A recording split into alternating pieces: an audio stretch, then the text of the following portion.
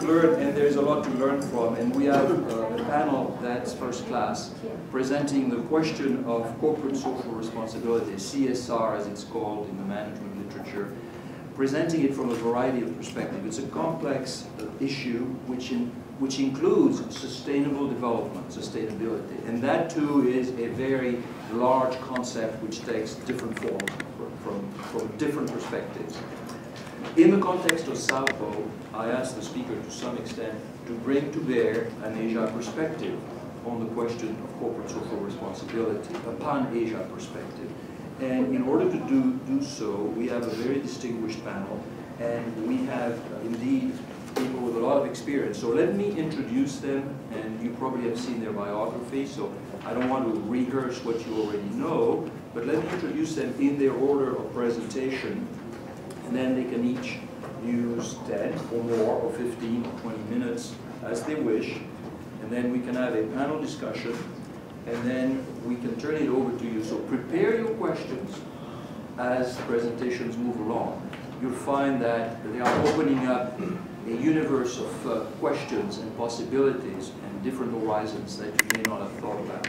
First, to lead the panel, I just met him, and of course I knew of him, and I knew of the firm, is Bill Strang. He's a Michigander, I believe.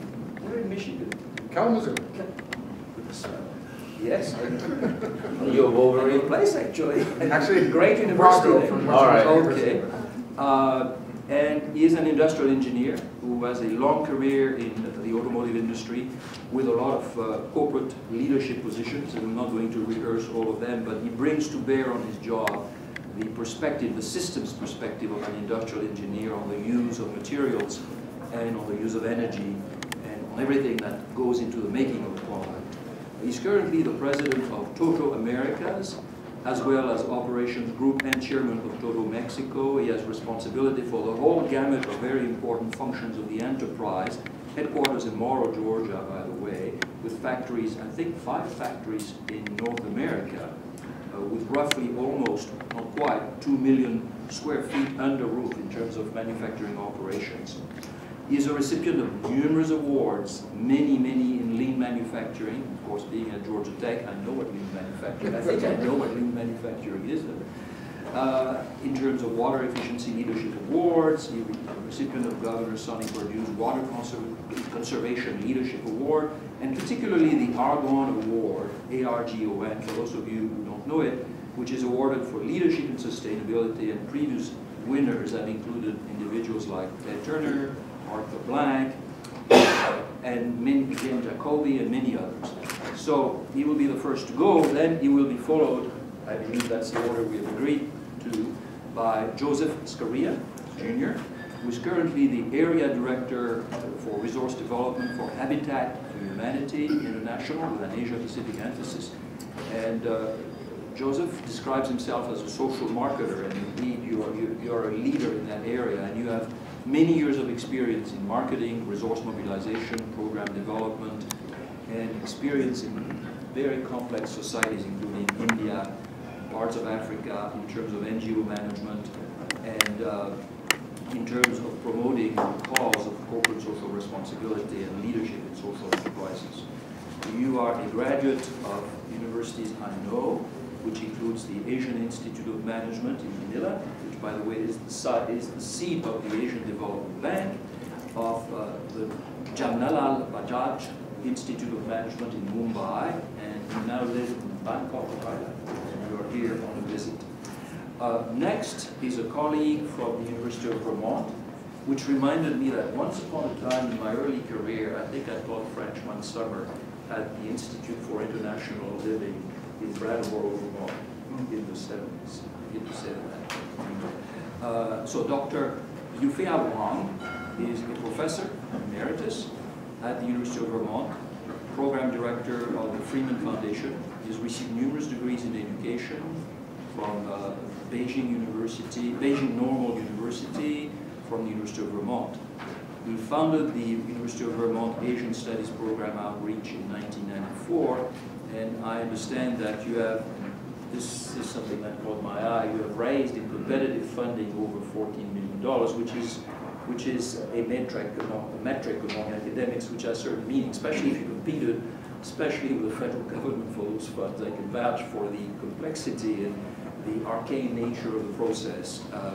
You are currently working with a non-profit, and you are a member of a number of teams, and you have had many, many distinctions that all of the attendees can look at. So I will cut it short and not impinge on your time, so you guys can get started. Spectacular. I think you've got actually a presentation. You want to just flash that up? I'm going to tell a story of sustainability. And as I tell this story, we'll interweave the opportunity for corporate social responsibility to interplay with that. Go ahead, next one. And so, just for everyone's edification, we're a toilet company. Right? We make toilets, faucets, showers, bathtubs, everything for the bathroom. And we're a Japanese company. We're headquartered in the southern island of Kyushu, Japan. And in fact, we have a very strong Asian presence and a very strong and growing presence here in the United States. Most interesting, you'll see like 1,500 R&D engineers always bringing new technologies and new innovations to our product mix.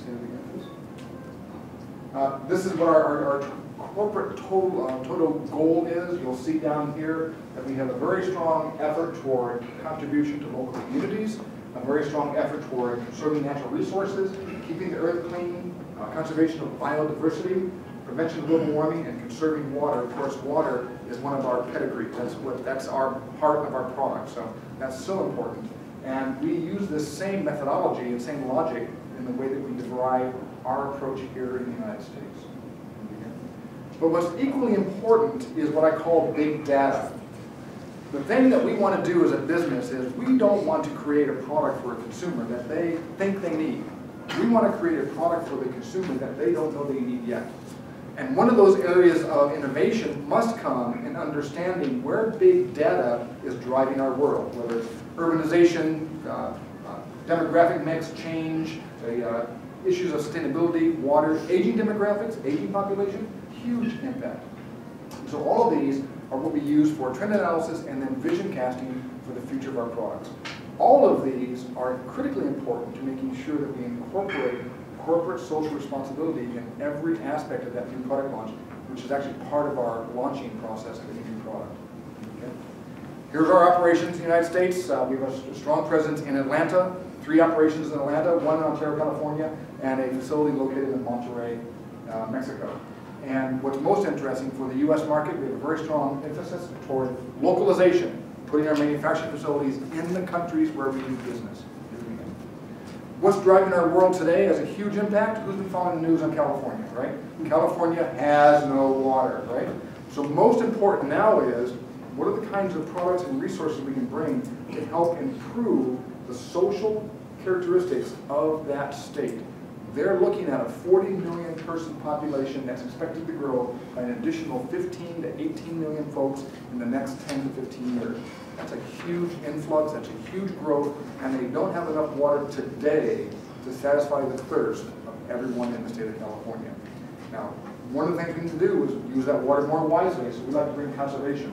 And by the way, this is the new normal. Drought conditions, they may not always be in California, but since 2010, you'll see it's moved around, and we believe that's going to be the new normal for as long as we want to make sure that we're bringing products to the marketplace. Of course, this brings a big challenge to the state of California, and in particular, they're driving a very big impact to reduce consumption of every product in the marketplace and in the homes and businesses throughout the country. Hit it again. So all of our 1-gallon toilets, our 1-pint urinals, our 1.5-gallon faucets, all of these have got to be reduced and yet still provide a satisfactory experience for the consumer when they use it. Hit it again. But here's where it starts to get really interesting and where we bring that corporate social responsibility into this. You'll notice that I indicate a reduction in the water consumption from large toilets down to the 1-gallon toilets in heavy consumption. There's also the number in green. That number in green represents the carbon footprint of each one of those products. We are measuring the life cycle carbon footprint of that product and measure the impact that we can have to reduce that carbon influence on society. Did it again? We even use things like biomimicry to design a better urinal of all things. Now you might think, how does biomimicry play into that? Have you ever heard of a concept called the oxbow? An oxbow is that sort of funny shaped lake, that U-shaped lake that occurs in a river up here on the far side. That river causes the oxbow to occur because of the way it flows around the bend in the river. We actually studied that, understood it, used biomimicry to drive our design of product and made a better product. Get it again?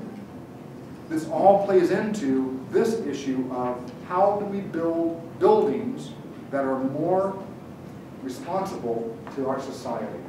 It is absolutely critical that the buildings we're in, the building we're in today, is actually using resources and materials as frugally as possible. And the goal that we have there is to help portray that is how can we put information into the hands of our consumers and builders and owners to make good decisions about the products. And that comes with something that we call an environmental product declaration. We actually are able, hit it again, to bring all of these products into a level of understanding of the impact that product has. Hit it one more time. That's what that document looks like. And if you hit it one more time, I'll tell you the story of Hartsfield Airport. Now that environmental product declaration, we measure things such as ecotoxicity, electrification. We measure carbon producing and carcinogenic and non-carcinogenic outcomes from the entire cradle to grave life cycle of that toilet.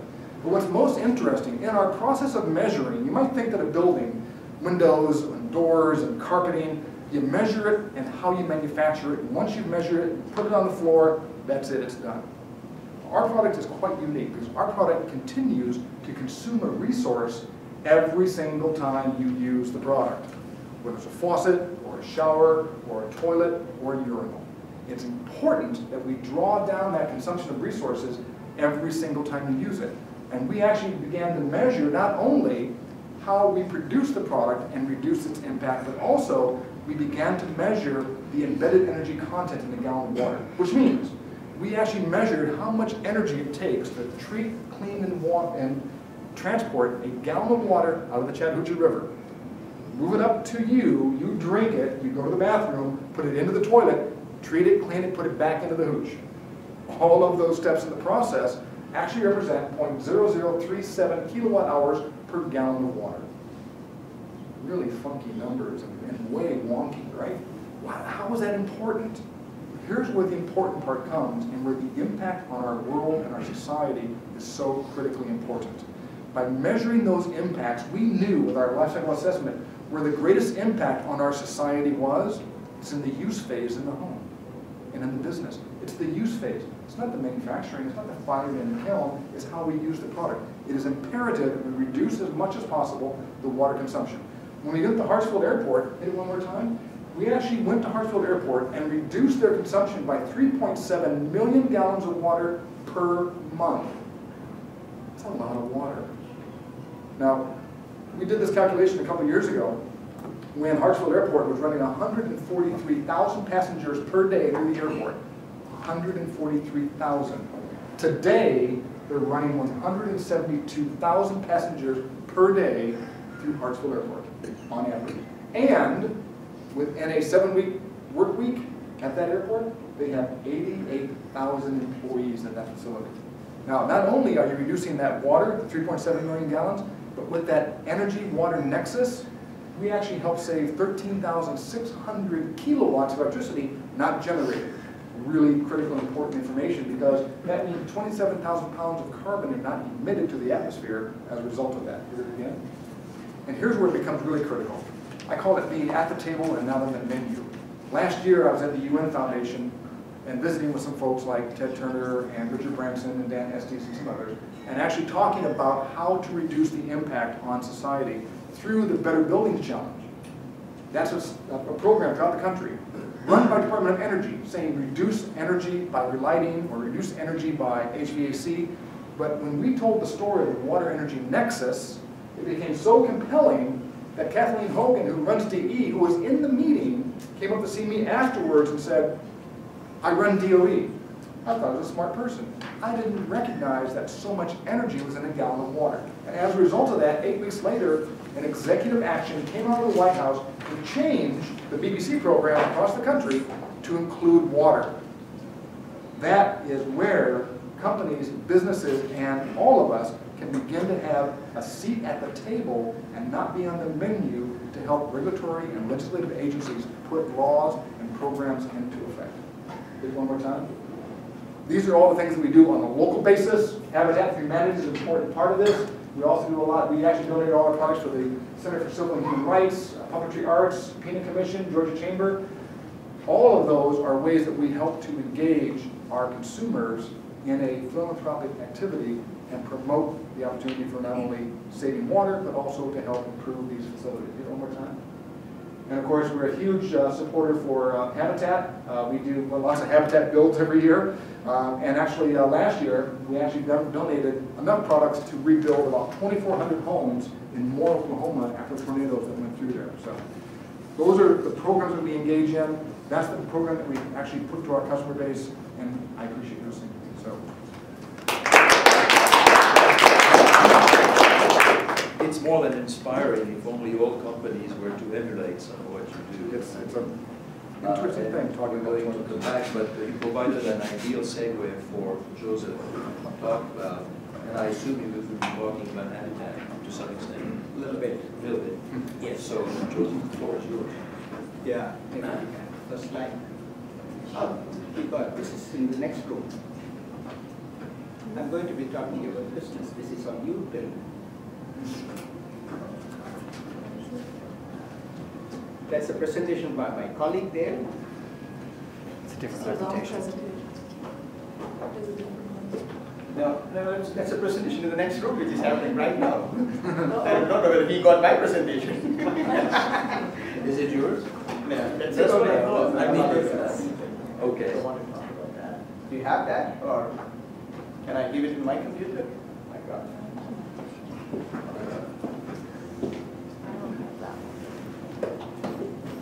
Okay, wait a minute. Okay. You'll tell me a little bit about. Okay, I did have some good slides. Anyway, it doesn't matter. Let me take it forward. Habitat for Humanity, thank you. Toto. Let me start it with Toto.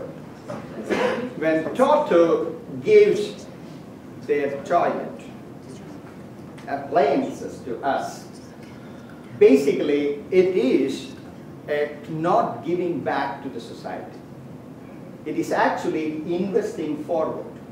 Now I will tell you why that is investing forward. We take the Toto toilet appliances, we put in our community where we build, and whenever that community member or that family goes and uses the Toto product, let us say that when he's shitting, he is looking at the Toto product, and that really makes that Toto branding with a particular person. I'm doing this extrovert because I have it right now here. Okay? Now what's happening? Toto has been supporting us in very places in our builds, in lots of places across the world. And when we have the Toto product coming out there, I said it is investing forward, means that particular community get acquainted to the Toto product.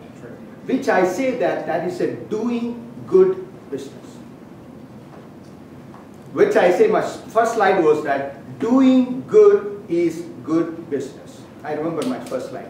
Okay? So when Toto does that, that really leaves an incredible, indelible mark on the community about that particular product.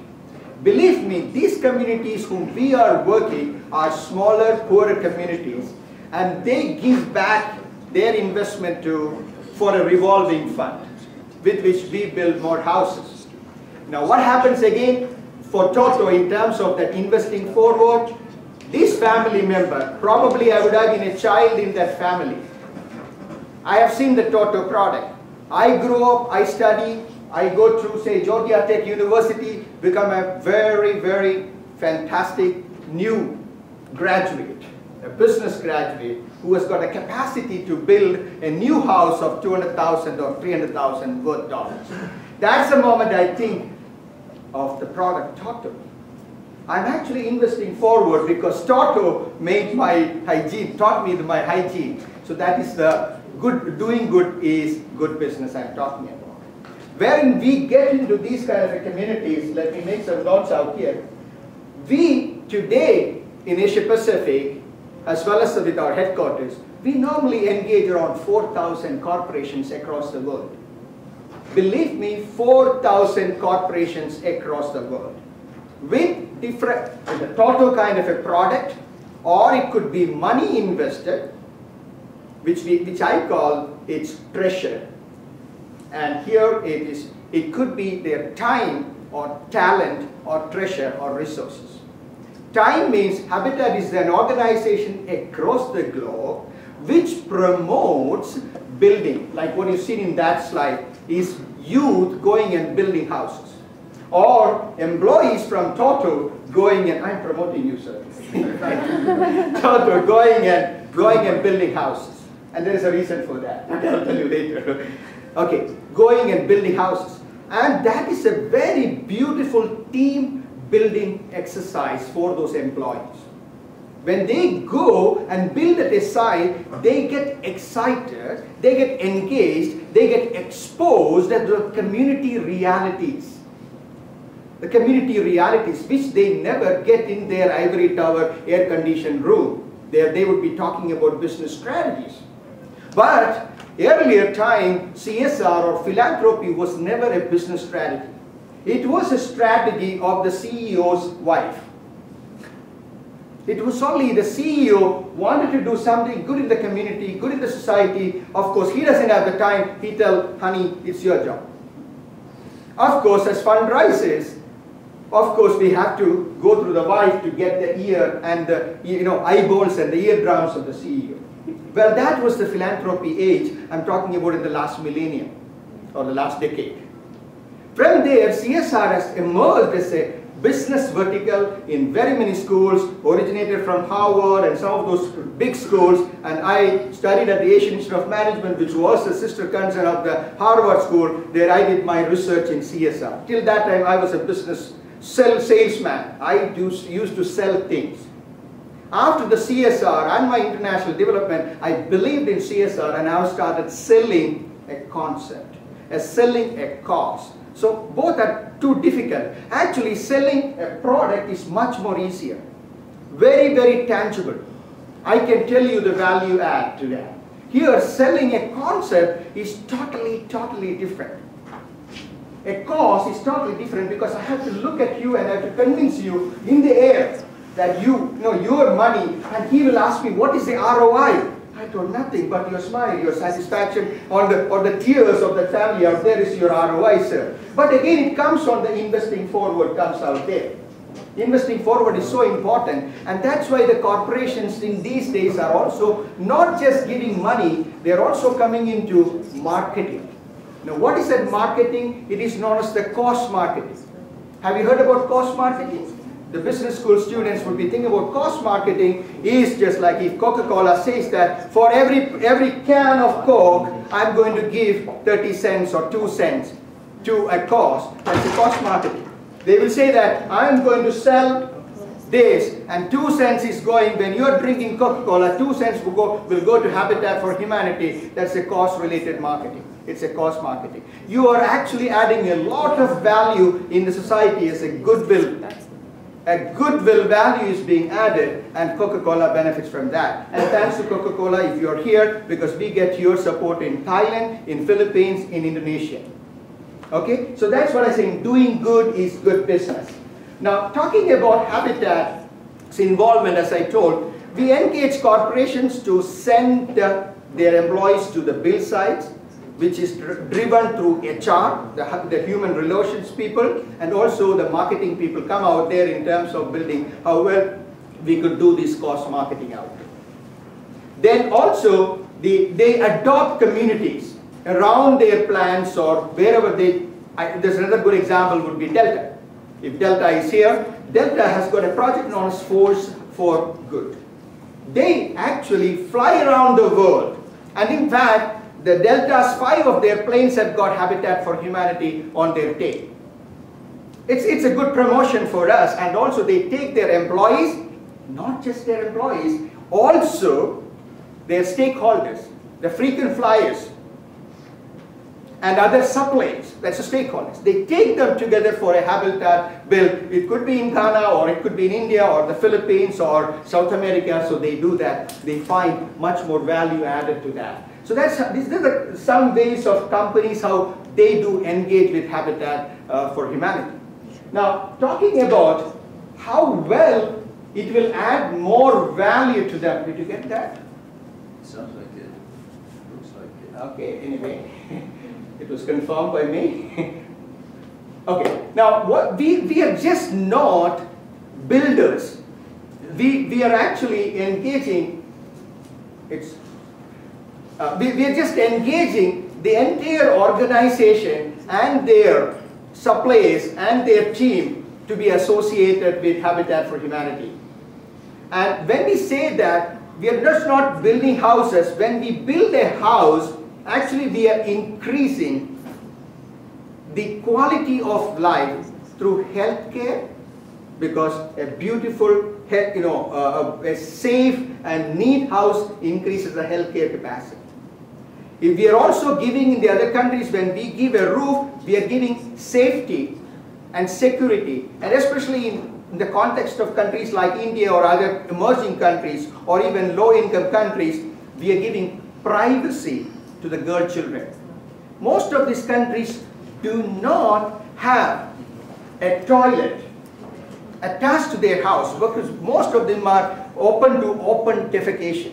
So when we do that, we are actually involving healthcare, hygiene, and sanitation, which adds a lot of value in terms of the healthcare. Safety. The girl children, of course, if the girl is going out and have to do the defecation in the open spaces, they normally wait till the midnight or when the dusk falls, because during the daytime they don't go. These are all realities. All this were in the slides, I couldn't do that. So this is the reality. So when we give a house out there, it's just really giving safety and security to the girl child as well as the women folks in that family. Why I'm saying girl child and women folks? Because the others, the boys can go anywhere and do that. Of course, it's not a good practice, but that is how it is out there. So that is about the healthcare. The education level goes up. Because right now you are getting a house, right now you are getting electricity, right now you're getting water. Now you don't have to sit under a roof, which is a dilapidated roof out there. Here you got all those facilities, the education level goes up of the children. And they really wanted to, will be becoming good, educated children who would be adding more social capital. And that's what I've done. Their purchasing power parity goes up. That's where the corporations, I talk about to the corporations. The child studies becoming a very productive person in the society. And from that, when the productivity is put up out there, the PPP comes, the purchasing power parity comes. Actually, you are investing forward. Think about that. We have a company called Citibank who invests in us almost $3 million in terms of financial literacy. What is the ROI on that? Nothing. They're not getting a direct ROI because these poor people are not Citibank's direct customers. Never. But they're investing in that. One day, first cycle, second cycle could be the second cycle, the generation. I mean to say the second generation could be the kind of investors back to Citibank. So that is again investing forward. So we have lots of opportunities like that which we create, not just on team building.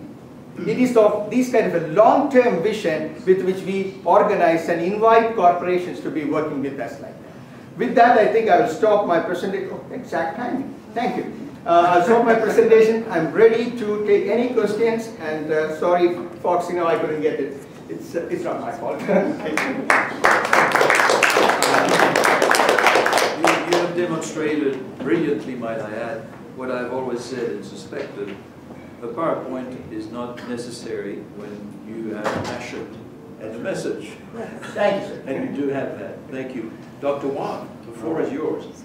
And if you do not have a presentation in PowerPoint form, that's fine. Yeah, I don't. Yeah, thank you for the footnote to our audience. Certainly, there are many ways for businesses to give back to the society.